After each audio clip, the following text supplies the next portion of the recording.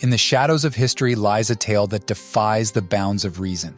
A dancing spree that led an entire city to dance into a haunting rhythm with no music.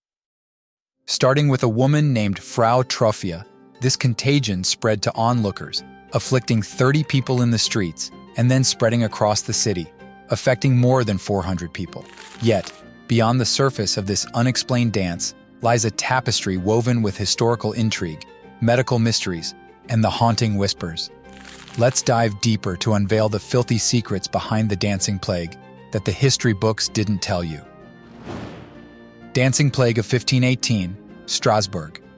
In July 1518, within the city of Strasbourg, a peculiar and unsettling event unfolded.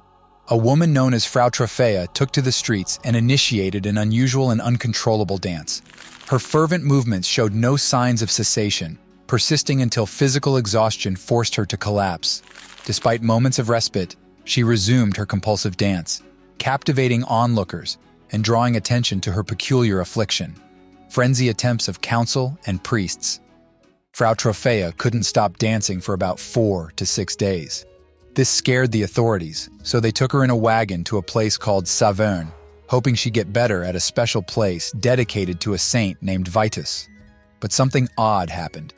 People who saw Frau Trophea dancing started doing the same thing. Within a few days, more than 30 others joined in. Some danced so much that they wouldn't stop, even if it meant they might die. Some priests thought it was a punishment from Saint Vitus, but physicians thought it was just a strange sickness caused by too much heat in the body. The cure was bloodletting, but due to extensive movements, it wasn't possible. So they suggested that the only way to get better was to keep dancing. They turned places into dance areas and hired musicians to play music to help the dancers. But this made things worse.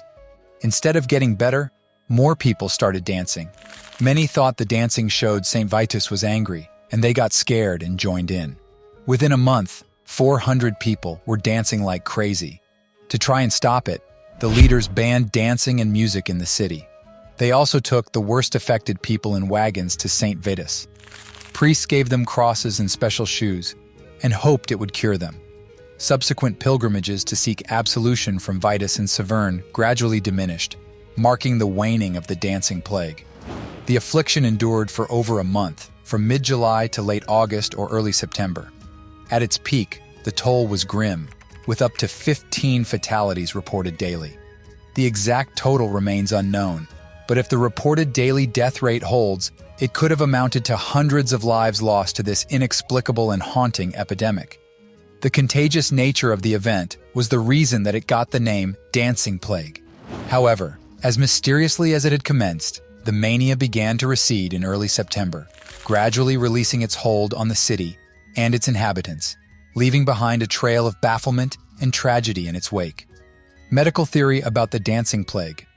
Several modern historians have postulated that the medieval dancing plagues might have been triggered by ergot, a hallucinogenic mold that thrives on damp rye stalks. This fungus, when ingested, can induce symptoms like twitching, jerking movements, and hallucinations, commonly referred to as St. Anthony's fire.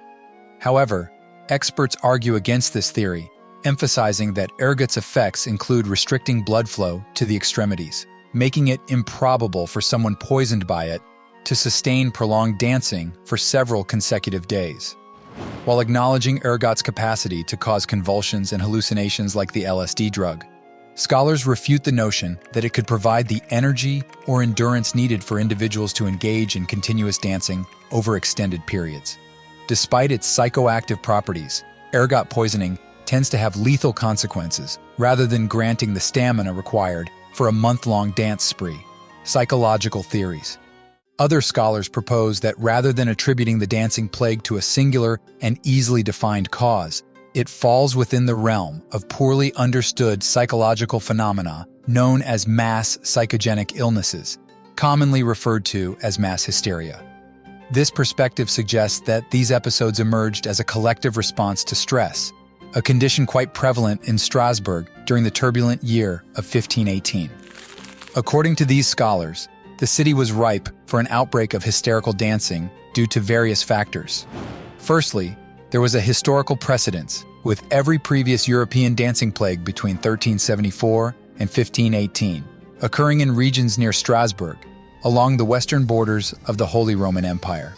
Additionally, the prevailing conditions in 1518, exacerbated by a combination of poor harvests, political instability, and the emergence of diseases like syphilis, created an extreme level of distress even by the standards of the early modern era.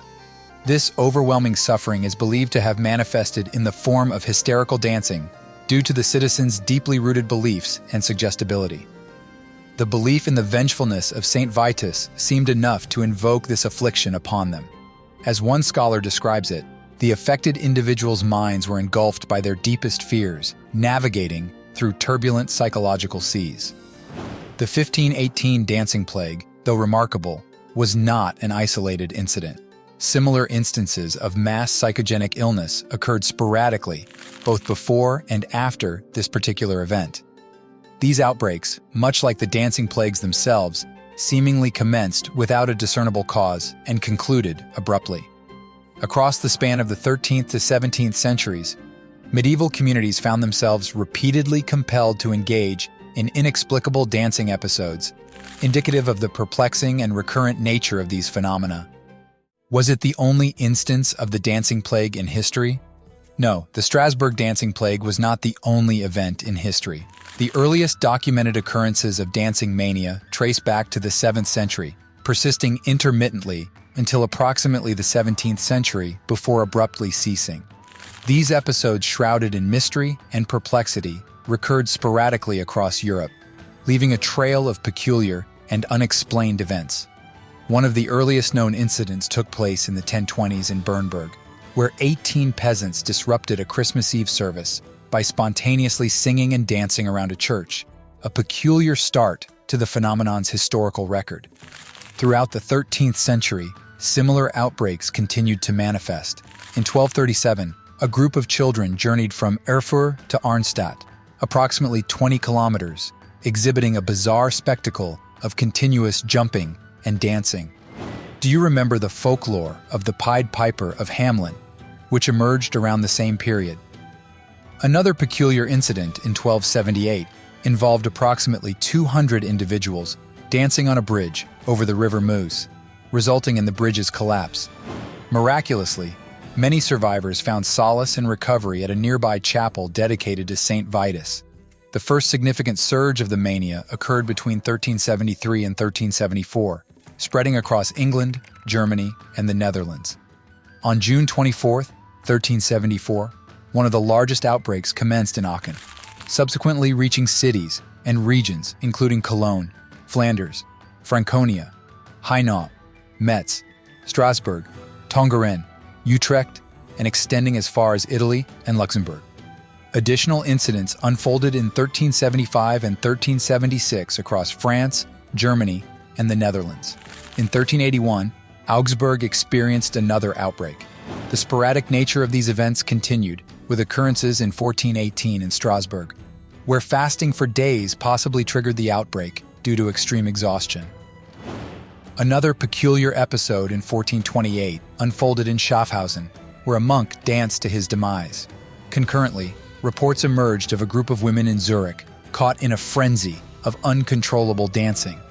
The dancing plague persists as an enduring mystery, shrouded in the veil of the inexplicable, despite earnest attempts at historical and scientific scrutiny. Its perplexing nature continues to evade definitive explanation, leaving scholars and historians intrigued and puzzled by its enigmatic legacy. Share your thoughts and let us know what's your take on this in the comments section below. If you found this topic as captivating as we did, don't forget to hit the like button, share this video with fellow history enthusiasts, and subscribe to our channel for more captivating explorations into intriguing historical mysteries and phenomena.